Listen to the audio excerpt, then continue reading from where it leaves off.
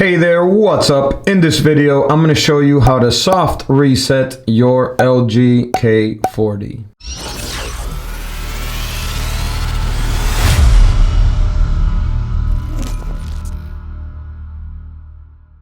Hey there, my name's Sergio with Serge Tech, and in this channel I do tech reviews and tutorials. So if you haven't subscribed already, go ahead and do so now. Hit the bell to receive notifications on my future videos. There's going to be links to all the information that I talk about in this video down below in the description. All right, let's get right to the video now. All right, so you may want to do this if your phone is frozen. Maybe it's stuck on a certain app and trying to press the screen and it's not working, or maybe your phone's just acting up. This is when you may want to do a quick reboot, restart, also known as a soft reset. So it's super simple. I'm going to show you how to do it right now. So all you have to do is, let's say you're stuck on this screen, for example. All you're going to have to do is press and hold volume down and the power button for about 5 to 10 seconds, and the phone will power off and automatically reboot. So let's go ahead and do it now. So volume down, power button, hold it. It might take a screenshot. Just continue to hold it until you see that the phone completely powers off and the screen goes black.